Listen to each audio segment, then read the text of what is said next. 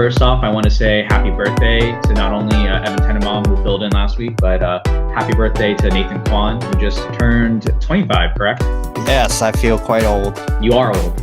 Well, Thanks. Let's dive into something else that's also getting old, the NFL. I guess first we should recap the games that happened. Specifically, let's dive first into the Dallas Cowboys, who are now in a very, very scary place.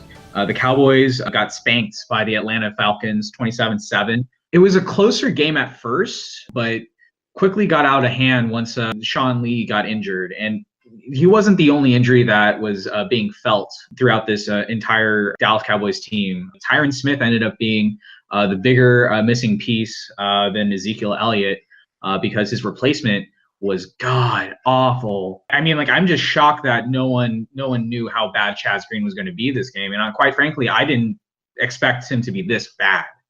I mean, I know he struggled a bit to begin the year, but he was supposedly part of that was because he was playing out of position as a guard, and finally moving him back to tackle should alleviate that. But he was spanked like play after play by Adrian Claiborne, who's, by the way, was someone that the Cowboys tried signing as a journeyman pass rusher back in, I believe, 2016.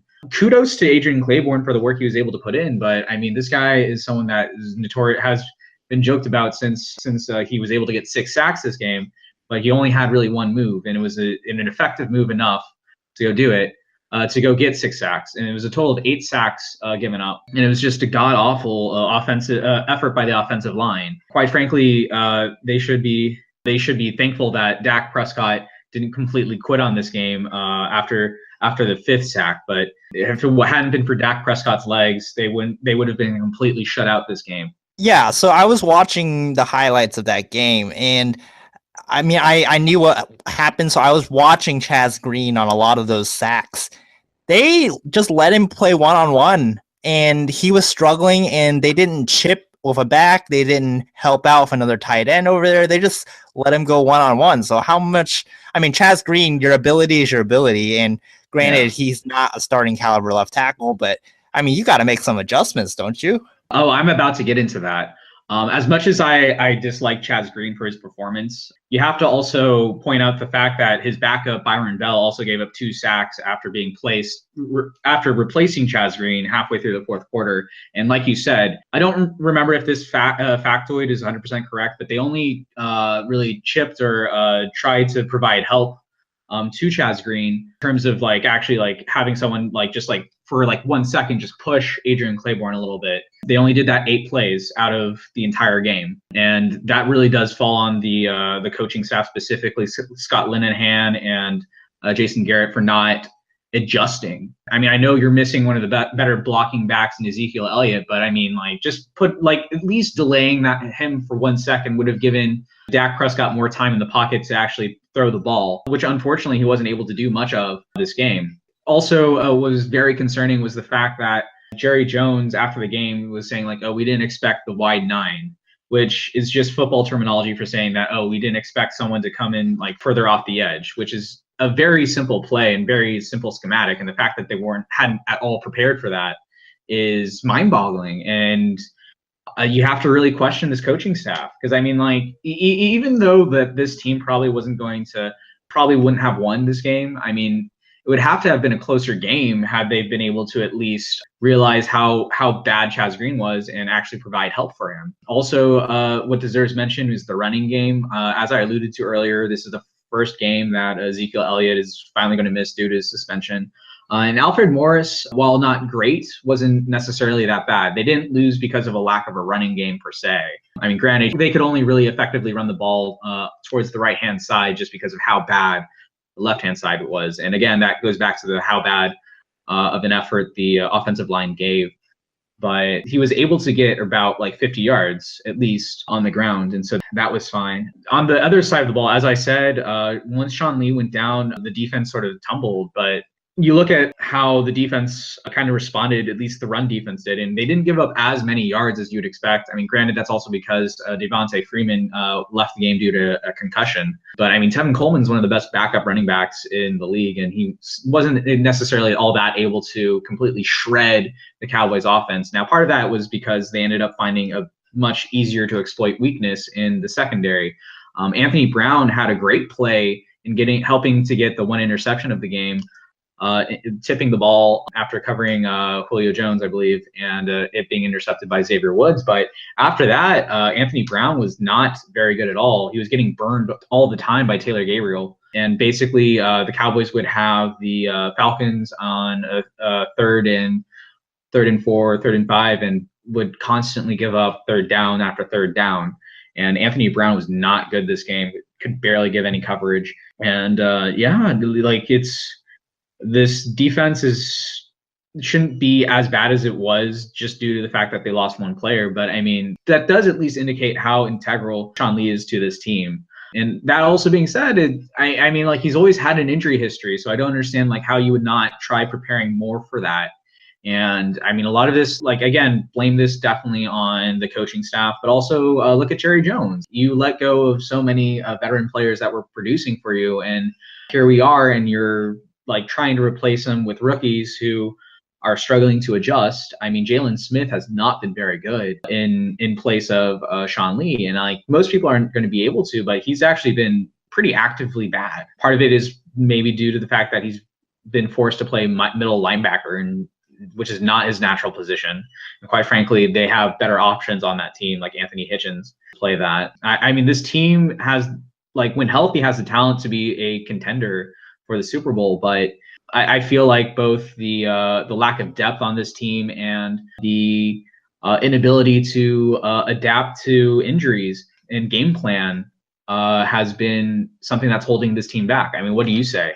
Yeah, I mean, just from afar, injuries are going to rattle a bunch of teams in the league. It's the depth of your team is what you see great successful teams like the Patriots and the Steelers, Seahawks over the last decade. That's what's made them good. I mean, the Packers in 2010, they won the Super Bowl and they had like 28 players on IR. I guess going into this upcoming week against the Eagles, certainly they're a monster in the NFC right now. They're coming off a bye, but the week before that, they destroyed the Denver Broncos' good defense, and they're coming in here with like a top 5 offense. Carson Wentz is looking like an MVP candidate. Do you see any chance the Cowboys can stop that offense? Not really. I mean, just if the Falcons are anything to go off of, like, this team, it so much relies on just a few players. And if you lose those players due to injury, which they had injury issues coming into the season, they don't have the personnel depth to overcome them, and they don't have the coaching staff to game plan around them.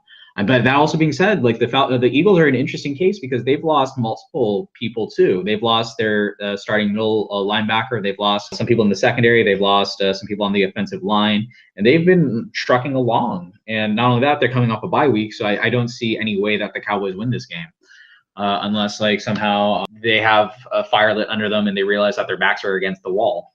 Which, I mean, I'm sure they do realize that, but it's going to take a lot of some pretty huge changes for them to effectively fix those problems within a week. I'll put it that way. What about you? Yeah, the roadmap for the Cowboys to win this game is to exploit the secondary of the Eagles. They've given up some big plays, and there's been some chunk yardage at times against them. They statistically are the number 1 rushing defense in the NFL. So that might be a strength against strength with the Cowboys. Obviously, it's still with Zeke out, but still they need to try to establish a run. That's their game plan to success every week. And then on the other side of the ball, the Eagles, if you can't stop the running game with Jay Ajayi now, they have Wendell Smallwood back there. If you can't stop that part, and granted, they have a great running game and a great offensive line, as you mentioned, with Lane Johnson. Brandon Brooks, who's a former Texan, has had a good year for them. But if you can't stop the running game, you have no chance, because that just opens up the passing game with Alshon Jeffrey, Nelson Aguilar, and Carson Wentz, as I mentioned, MVP. So I'm going to take the Eagles in this one. Yeah, I'd take the Eagles again as well. But let's move on to the other team in Texas, the Texans. I know you don't really want to talk about them, and quite frankly, I don't want to either, but we kind of have to. I'm not going to waste teams that have been decimated by injuries to one player, but talk about your team, man. Well, I'll keep it brief. I don't want to waste too much breath on this abomination of a franchise. But last week they lost to the Rams. They got destroyed. It was basically three facets of the game. And you can kind of record this and replay it every week because I think this is going to be a theme for the rest of the year. A was the hideous offensive line play. They couldn't run the ball a lick against a Rams defense that their weakness is their rush defense. And they had 11 second half rushing yards. And then secondary play is horrible. And this reminds me of, I think it was 2010 or 2011. The Texans were like last in pass defense, but this secondary is horrific. We know they let AJ Boye go. Jonathan Joseph is completely over the hill at this point. Kareem Jackson peaked probably 2 or 3 years ago as a decent number 2 corner, but at this point he's a nickel back that you're trying to get out there. Kevin Johnson has shown flashes, but he's just can't stay healthy. And then your safety play has not been good at all. And then obviously the final problem is the quarterback position. Tom Savage, bless his heart, he's trying out there, but he's just not talented enough. And we know he's a statue back there behind a very bad offensive line. So he can't kind of escape the rush like Deshaun Watson did. And so he can't escape. He's slow at decision making, so he doesn't get rid of the ball. When he does get rid of the ball, he makes the wrong decision or he makes an inaccurate throw. He's just not an NFL quarterback. And he had 4 turnovers, including just a horrific one that as the Texans were going in for another score at the end of the first half, he threw it into like triple coverage. The receivers weren't even looking for the ball. And the Rams basically woke up and they destroyed the Texans for the rest of the game. But yeah, you talk about injuries, I guess, and it's tough when you lose your 2 best defensive players and a superstar quarterback. It's hard to win. But the way they just got destroyed, there's no depth on this roster. And I think just going forward, it's the same old question that we've been asking the last couple of years. Do you keep Rick Smith? Do you keep Bill O'Brien? Do you keep neither? Do you keep both? I think you have to get rid of Rick Smith at this point. Letting AJ Boye walk for nothing is absolutely atrocious. Granted, his best move was arguably his most recent in trading up to get Deshaun Watson, but maybe a broken clock is right twice a day. So, Rick Smith probably has to go. Bill O'Brien, that's a tougher decision because equal parts too. It's hard to blame him for the lack of personnel, especially on the offensive line. What would you say about Bill O'Brien? Well, Rick Smith, just look at his track record. He's been good at first round picks. He's been pretty decent at picking up undrafted free agents. But the middle and late rounds of the draft have been horrific. His free agent signings have been horrific. So, I'm ready for a change there. As far as the head coaching position, Bill O'Brien, I'm not sure. So I could go either way. And if they fire him, I could support that. If they keep him, I could support that too. For keeping him, he just hasn't had a quarterback that has been decent until he got Deshaun Watson. And then in the 5 or 6 games he had Deshaun Watson, the Texans scored 40 points like 3 games in a row and scored 30 in all of his starts. So how much of that is on Bill O'Brien bringing in guys like Ryan Fitzpatrick and Brian Hoyer and Tom Savage and Ryan Mallett? How much of that is on him? Maybe he told Rick Smith, hey, I can make these guys into something. Or it's all on Rick Smith and Bill O'Brien just coaches the players. I don't know how that dynamic works, but Bill O'Brien's the guy that opening day, he said, Tom Savage is our guy. He's been in our system. He knows what he's doing. He's our starting quarterback. And I just can't see how, what was he looking at in training camp in preseason justify, because this guy just is not talented enough. He's just not. And also his close game end of half clock management has been horrific. And he's made some crucial mistakes in play calling, both the Patriots and the Seahawks game. He decided to run the ball when the Texans had a chance to seal the game with getting a first down, and he chose to run it instead of keeping the ball in the hands of his superstar quarterback, Deshaun Watson. So, yeah, I don't know.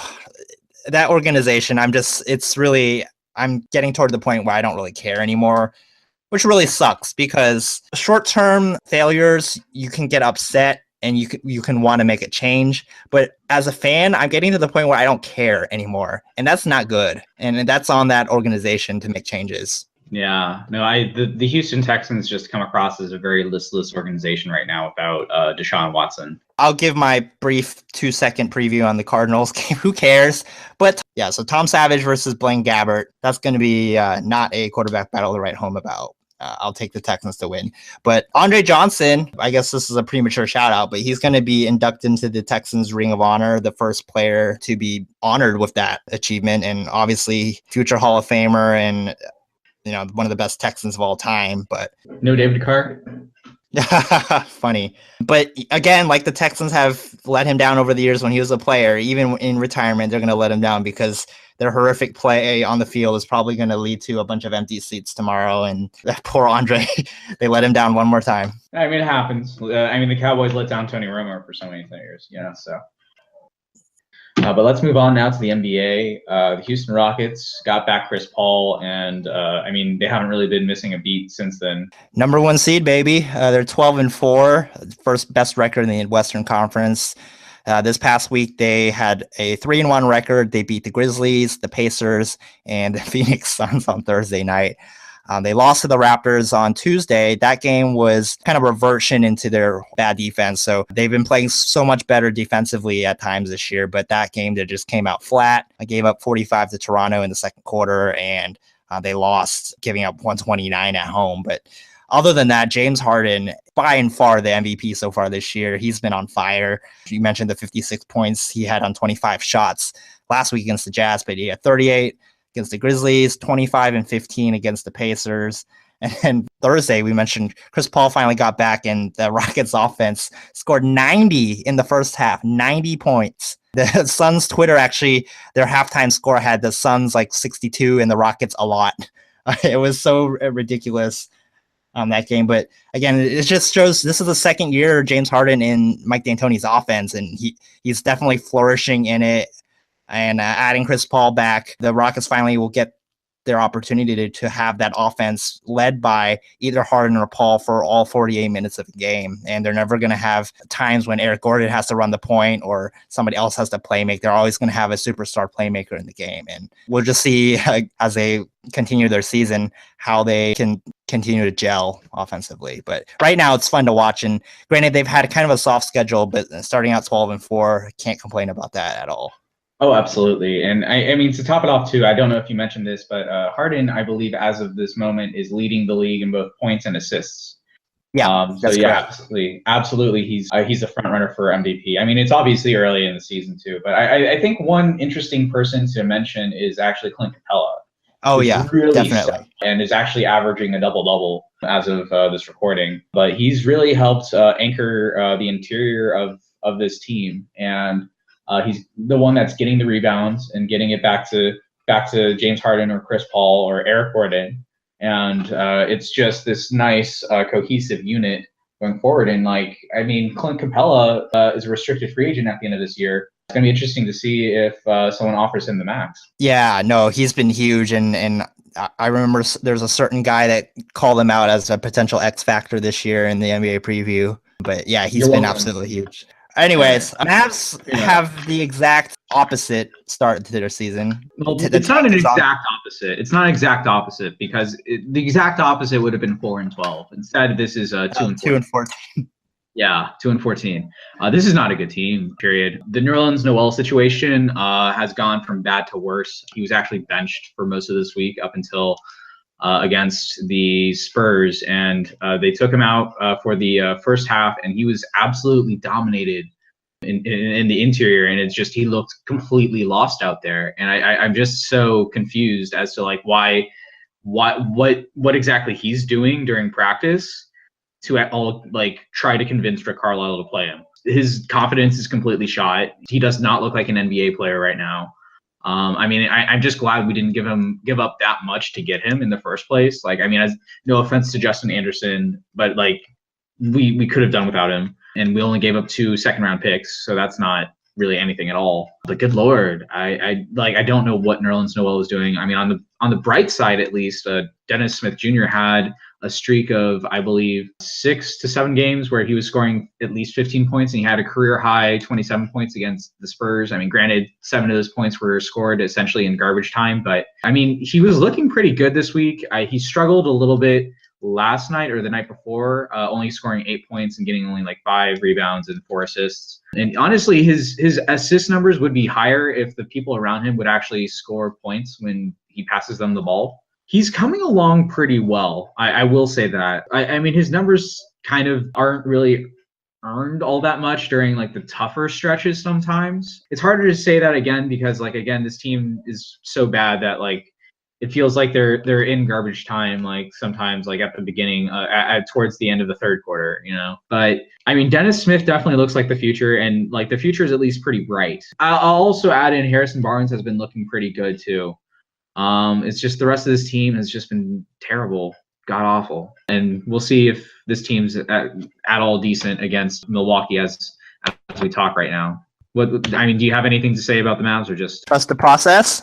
I mean, that I 100% believe in because I at this point they should 100% be tanking considering the talent. Again, I mean, like we keep harping about the talent of the 2018 draft, but like no, for real, like this is an incredibly talented top 5 for any NBA draft. And the fact that they have a very good shot at getting that right now, this should be a blessing for this team in terms of just like, hey, we could get someone like Michael Porter Jr. or Marvin Bagley III or DeAndre Ayton or Luka Doncic or even like Mo Bamba and help pair him with Dennis Smith Jr. And that would be totally legit.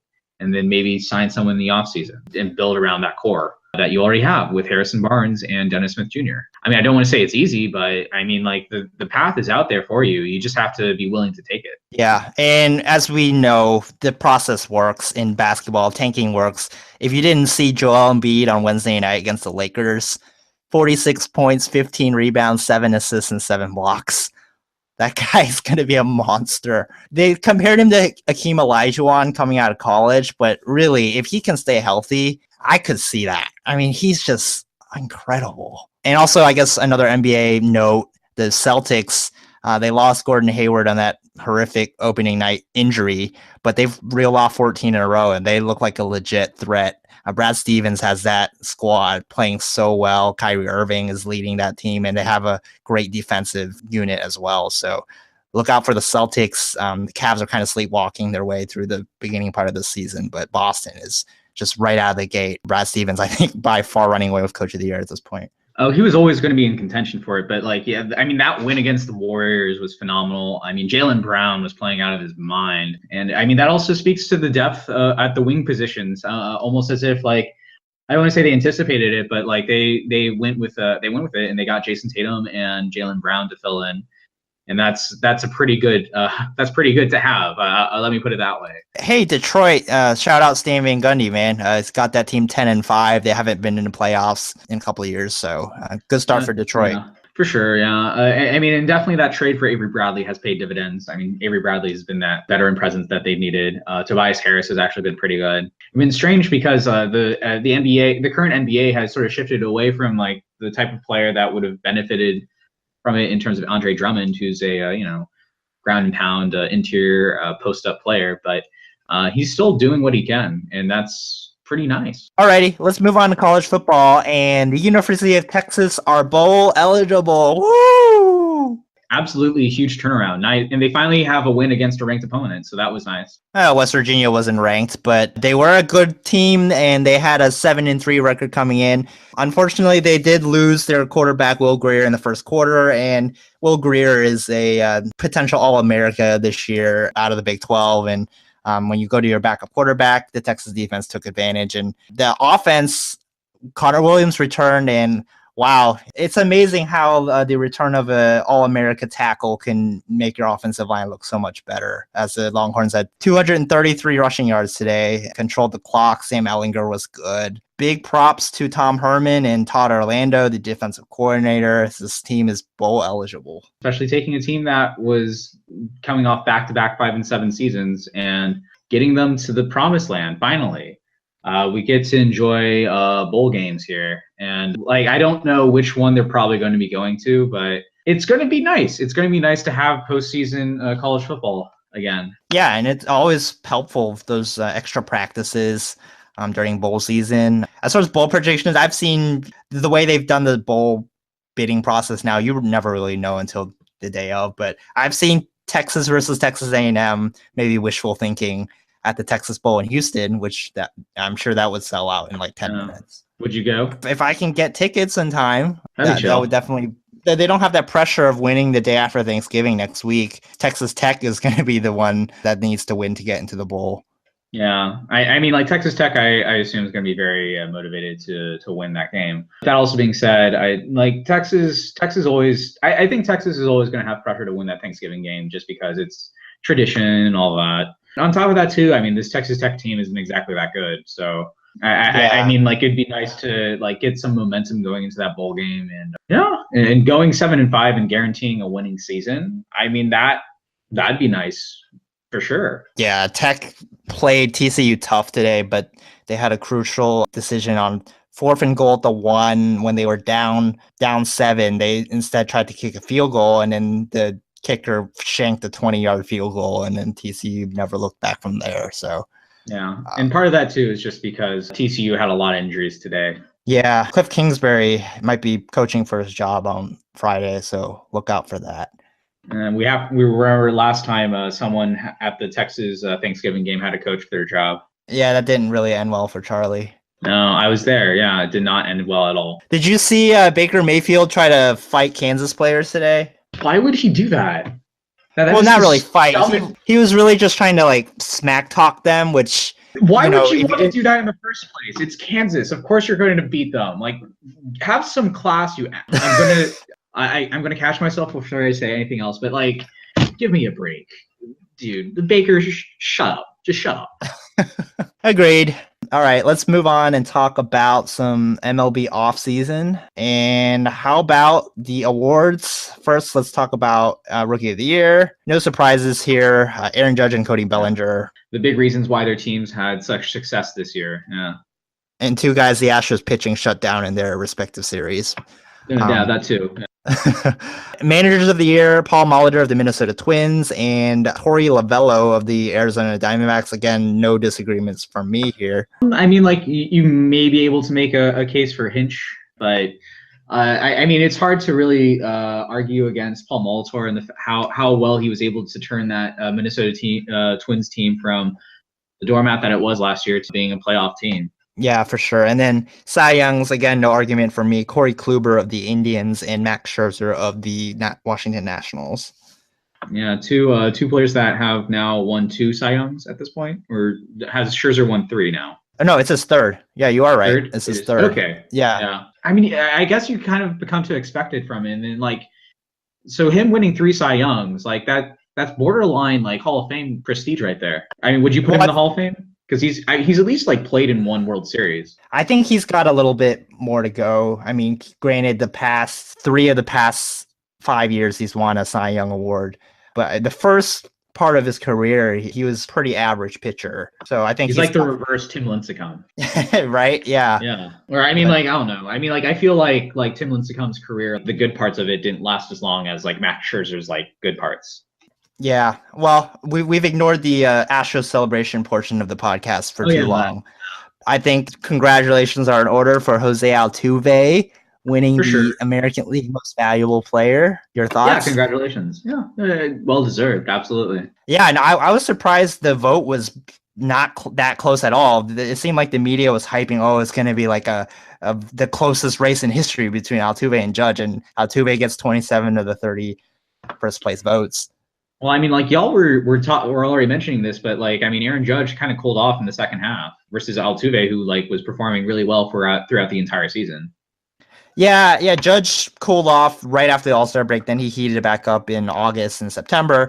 But yeah, no, I agree. Altuve is model of consistency. You look at his home road splits; they're pretty much identical. You look at his month-to-month batting average, pretty much identical throughout. He never went through a slump. But yeah, just overall, man, just so happy for Jose. If you don't know his story, he was signed as a Venezuelan when he was real young. He came to the tryout. He was this 5'4", 140-pound kid. And they said, go home, kid. Like you're not big enough. But he came back the next day and he made an impression. And man, every year since he's gotten to the big leagues, he's improved his game. He, again, wasn't even a highly regarded prospect when he came up, but his hand-eye coordination is ridiculous. He can hit any ball, like high, low, and he's added the power numbers over the year. Defensively, he's a wizard out there, and he's an embodiment of everything this Astros team was this year. I mean, winning the World Championship. So, yeah, so happy for Jose. For sure, yeah. And on the NL side, Giancarlo Stanton won. Kind of surprised by it, but part of it is also just I haven't really been following that close to the Miami Marlins team. And yeah. I mean, looking at it, his numbers line up with at least MVP numbers now. Yeah, I thought Charlie Blackmon of the Rockies kind of got hosed. The fact that he wasn't even a top 3 guy. You look at the numbers he put up, and yes, I know people are going to go, oh, he plays in Colorado, but still, you look at the production at the top of the lineup, you look at the RBI totals, and you look at his impact on a playoff Rockies team. It's really surprising that he wasn't a finalist. Yeah, no, I feel like you're always going to struggle to get like attention to those Rockies players, even though I say that knowing that, like, you know, Carlos Gonzalez and Troy Tulowitzki were always able to get some pretty decent praise. It's tough for those Rockies players that are position players, at least. Yeah, let's talk a little bit briefly about the offseason. I guess you guys mentioned last week, but the Astros, coming off a World Championship, they don't really have to do too much. But they have shown, there's been rumors that they're interested in free agent catcher Jonathan Lucroy. I'm kind of meh on this. I think Evan Gattis provides everything you want out of a backup catcher. I know Brian McCann only has a couple of years left, but the year Lucroy had, both offensively and defensively, I wouldn't really put too much money long-term into that guy. Oh, absolutely. I mean, and that's also why he's going to be brought in as a backup, because you don't expect that much from him. But at the same time, too, like I feel like I don't know what the farm system is for Houston, but I feel like you could probably bring in someone up from that to be your backup and save money to help address the bullpen. Yeah, I think really for me, this team, their free agent market, they're not going to make too many splashy signings. Again, they have their core offensive stars under control the next couple of years, but I mean, they're coming up. Altuve in 2 years is going to make a boatload of money. Same with Springer, same with Keuchel. So, I mean, the Astros can't be splurging too much. And if you're going to go after a guy, I would not splurge on Lucroy. And as far as other guys, you know, we mentioned the left-handed reliever. They traded for Francisco Liriano. That obviously didn't work out. And so Mike Minor and Jake McGee are two guys that are in the free agent market that they might look into. Yeah, I mean, again, like I said, they really should be looking into bullpen help. I mean, like the Rangers did this back in the early 2010s, but they would try to bring in these pitchers that were either coming off of like surgery that were used prior to that were these dominant bullpen pitchers, Joe Nathan and Joaquin Soria, and then wait for them to have great seasons. The Rangers were successful in doing that. At the end of the day, too, really, like, the bullpen is usually the easiest one to fill in during free agency, just because it's sort of such a small role, but there's so many people in the market to begin with. Yeah, I mean, that's my two cents on that. But let's move on to the Rangers quickly. There are rumors out there that the Yankees are interested in Profar, which good on them. Profar really probably at this point has the lowest amount of value he's ever had in his career. I mean, you talked about like underregarded prospects coming in and turning into MVP players. Profar is the exact opposite. He was the former #1 overall prospect who, due to injury and then being like shifted all around the diamond, has been unable to really develop. And yeah, at this point, like, Profar really needs a new place to start. In other news, the Rangers, in order to complete the Sam Dyson trade, ended up getting outfielder Hunter Cole. As a Rangers fan, I guess, what do you want to see from this team this offseason? Like, they were kind of hanging around in the race. They won 78 games. They have young players, but they're kind of stuck in the middle, right? They're not like really bad, but they're not probably in a position to contend. Like, what do you want them to do this offseason? I mean, it's a good question. I mean, like, the first thing I want them to do is get Shohei Ohtani. Like, that should be their #1 goal. Shohei Ohtani could be a huge paradigm shift for anyone who gets him. And like, this team needs an ace pitcher, and Shohei Ohtani is not only that, but also really young. So they should be able to get, like, if they can get him, they should be able to get him for many, many years and pretty much through his prime. On top of that, it's hard to tell because like you said, this is not an old team. This is a team that has a young core, but it's a young core that really hasn't seemed to like live up to any sort of hype. I mean, Rugi Odor has really sort of exemplified that. Just the horrid season he had last year. Mazzara as well, right? He was kind of underwhelming. I mean, he was underwhelming, but he wasn't as bad as what Odor was doing. The big reason why this team was able to hang around was because of Adrian Beltre, and he's almost 40 now. I mean, the big question going forward is like, okay, do you consider trading Adrian Beltre for prospects, especially at the deadline next year? You know, I mean, I'd hate to see it, but at the same time, like really, like in terms of like timeline for this team, like he doesn't really fit this core anymore. I mean, like at least like he's giving like veteran advice to these players, but I mean, you don't want him to be risking his body too much. I would also like to see them trade away Shin-Soo Choo. For sure. Shin-Soo Choo definitely needs to go. Is there pitching a lot on the way? I mean, I just look at your pitching staff last year.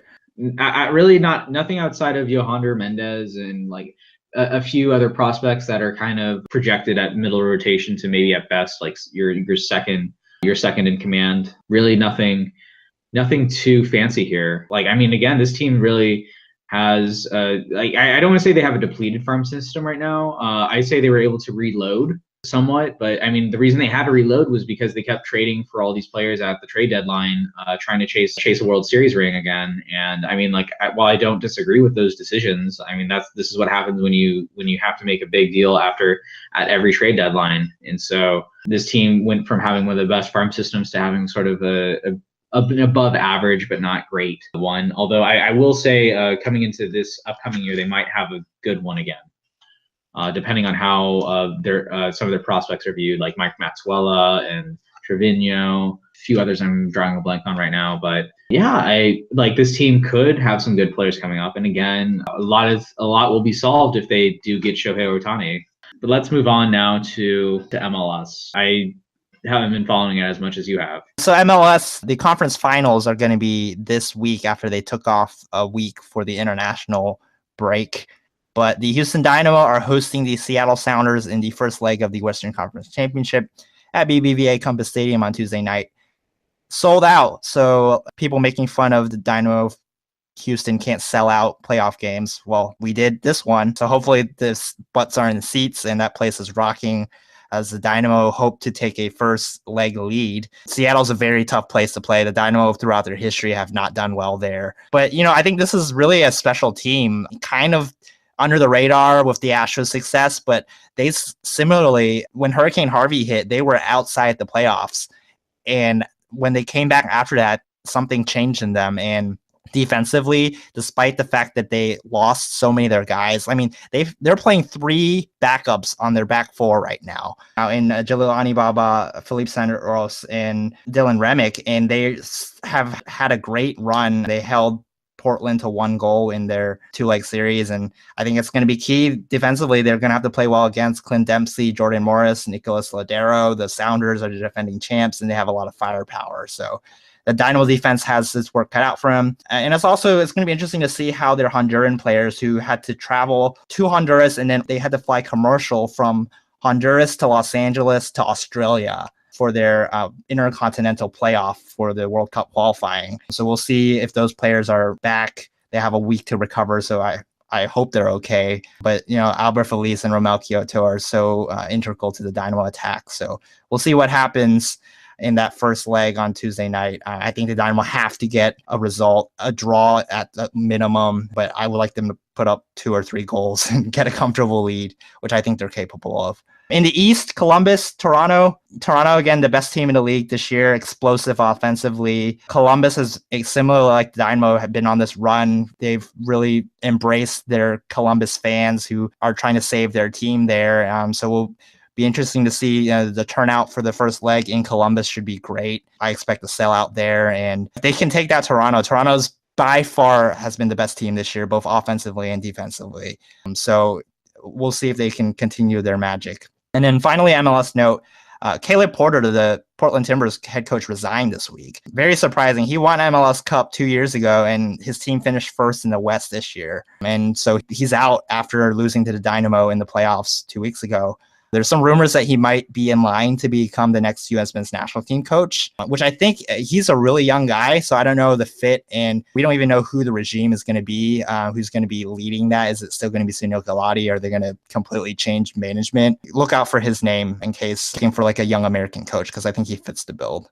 Yeah, for sure. That'd be interesting. But let's now move on to shout outs. So shout out for me, Carlos Beltran announced his retirement this week, 20-year career. Obviously capping it with a world championship with the Houston Astros, his first of his career. It's going to be interesting to see if he's a Hall of Famer. He only has 2,700 hits, but a 9-time All-Star. In this era, probably one of the best switch hitters. And also at his peak, which was probably 2004, 2005, 2006, legitimate 5-tool player. I mean, he had the cannon for the arm, could make all the defensive plays in center field, could steal bases, could hit for power, could hit for average. So that's going to be a very interesting. I think he's very borderline. I would vote him in, but I could be biased. Probably. Also, shout out to another baseball legend, Adrian Beltre, who I think probably has a better shot of becoming a Hall of Famer. But Adrian Beltre won MLB Personality of the Year, so congratulations to him. He's always a fun person in the dugout, always someone that brings a smile to everyone's face. Just a nice guy. Nice guy. I'd also like to give a shout out to the Dallas Stars for being terrible. They lost to Carolina. They had a shootout loss to Florida, and then just an awful loss to Tampa Bay. And I mean, this is just a poorly coached team, I'd say. Like, there's no way you can blame this on the GM because he made the necessary adjustments in the offseason and personnel's there. It's just no one's delivering. Great job on getting Hitchcock, man. Good move. Shout out to UT basketball. They are 3-0. They beat New Hampshire this week in midweek, and then they beat Lipscomb tonight. So they're 3-0. They have their first real test this upcoming week against Butler on a neutral court. Mo Bamba had a good game today, and then Olszewski had a double-double in their win on Tuesday night without Bamba. Jericho Sims also had a good game filling in for Mo Bamba on Tuesday night. And Matt Coleman also has had a good start of the year and has been worth the hype at that point guard position. The offense has looked much better than it did at times last year. Shout out to both Michael Young and Vince Young, the two Youngs, one a Longhorn, one a Ranger. They're both going to be inducted into the 2018 class of the Texas Sports Hall of Fame. I know you're not much of a Rangers fan, but I mean Vince Young, definitely deserves to be in the Texas Hall of Fame for sports, despite all the sort of the downward spiral he's been in since his NFL days. Yeah, and then shout out Weston McKennie, FC Dallas Academy product, who's playing overseas for Schalke. But he scored his first goal in a U.S. men's national team jersey midweek as the U.S. played a 1-1 draw and an international friendly in Portugal. So Weston McKennie, shout out to him. Yeah, and it makes you kind of mad that Bruce Arena didn't bring him up sooner. Right. And then finally, shout out again to the Houston Astros, but the award season has been very good to them. These are the Esurance MLB Awards. They won the following categories: Best Major Leaguer, Jose Altuve; Best Manager, AJ Hinch; Best Executive, Jeff Luhnow; Best Major Leaguer in the postseason, Jose Altuve and Justin Verlander tied; Best Postseason Moment, Alex Bregman's walk-off hit in Game 5 of the World Series; and the Best Fan Catch, which was a home run hit by Yasiel Puig in Game 5 that, if you haven't seen, a guy's wife caught it, and then the guy's brother stole it from his brother's wife and threw it back on the field, which is very funny. And then finally, shout out to the Astros for winning the 2017 Allen H. Selig Award for Philanthropic Excellence for their Houston Astros Community Leaders Program, which since 2013 has positively affected 30,000 children in the greater Houston area through baseball and softball programming, as well as education-based initiatives and volunteer opportunities. So Astros big winners in 2017, both on and off the field. So I want you guys to visit our website, TwoNatesOnSports.com. Also like us on Facebook at Two Nates on Sports. You can subscribe to our YouTube channel as well as Apple Podcasts, Stitcher, and Google Play Music, where you'll get a notification as soon as we release our new episodes. You can also send us an email to our inbox at twonatesonsports@gmail.com. Nathan, happy Thanksgiving, and I'll talk to you next week. Thanks, same to you, man.